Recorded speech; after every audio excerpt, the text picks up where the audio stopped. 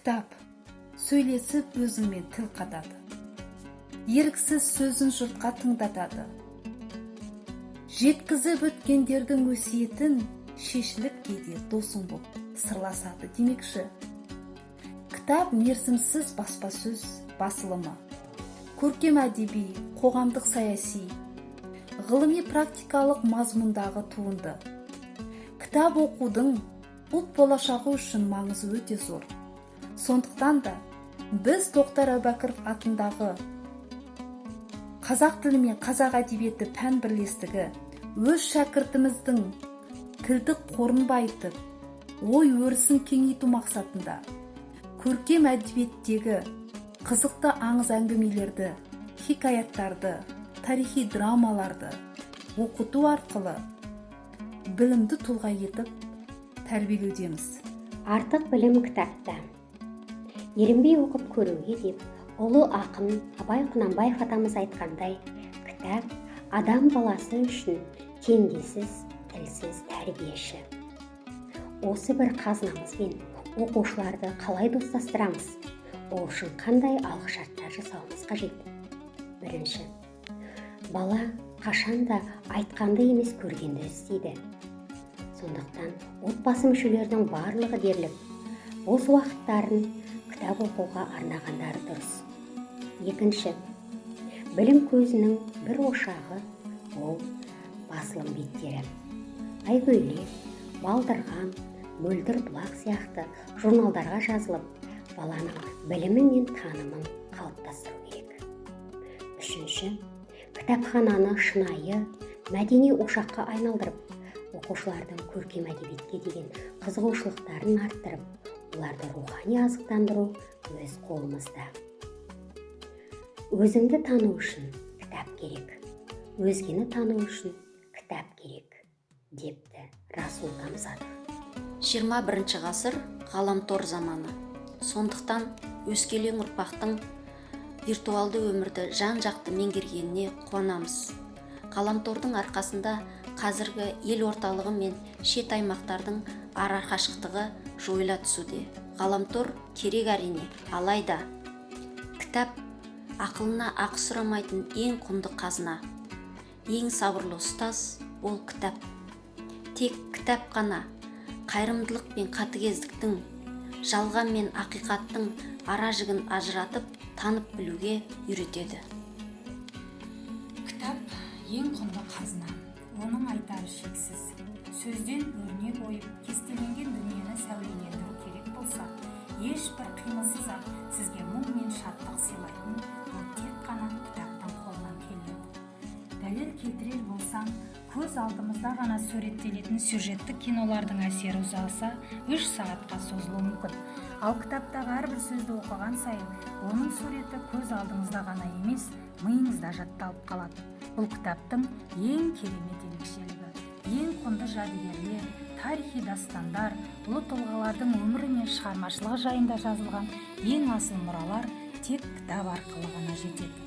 Мемлекет басшымыз Қасым-Жомарт Тоқаев айтқандай, кітап оқу рухани кемелдену көзі демекші, қай заманда өмір сүрсе де, кітап өз құнын жоғалтқан емес, бір қалыпты сақталып келеді. Сондықтан да барлығыңызды кітап оқуға шақырамын. Себебі кітап оқыған сайын сіздің зейініңіз ашылып, жаңа әлемге тап болғандай сезінесіз. Мен 6-шы сынып оқушысы Масқалым қызы Айгерім. Карантинде құр жатпай, өз білімімді арттыру үшін тынбай еңбек етудемін. Білім нәрмен сусындауға тырысудамын. Сол себепті көптеген ірі тұлғалардың кітаптары мен ақындардың өлеңдерімен танысудамын. Соның ішінде Ақылбек Шаяхметұлының шығармалары менің көңілімнен шықты. Әсіресе Парыз деген өлеңі ерекше ауқымда жарық көрген. Боз бала да көп көрген қарияда келтірген мен тілдерін калимаға, қайық сынды толқында қалтылдаған өмір деген телегей дарияда. Бұл өлеңі адамды иманшылдыққа, адам бойындағы асыл қасиеттерді үйретуге тәрбиелейді. Мен Ақылбек Шаяхметұлының көптеген шығармаларымен танысу. 7-ші А сынып оқушысы Жұмабек Өмір. Қазіргі кездегі төтенше жағдайға байланысты каникулымды қалай қызықты өткізуге болады деген сұрақты өзімнің қазақ тілі, қазақ әдебиеті пәні мұғалімі Жылқыбаева Гүлнар апайға қойдым. Гүлнар апайдың айтуы бойынша Мағжан Жұмабаевтың Сижан Сәулет атты өлеңдер жинағы өте керемет және маған осыны оқуға кеңеске берді.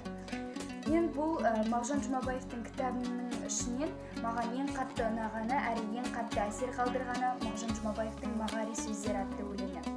Мағжан Жұмабаев «Мағари сөзі». Ақыл асқан данышпандар елінде бағаланбай қырын көзбен қаралар.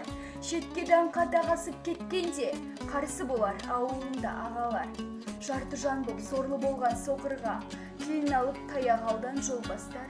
Ерте досқа таршылықта ойқастар. Мінбелерде үгіт айтқан Ғаламтордан толассыз келіп жатқан ақпараттар арқылы сананың өсуі екіталай.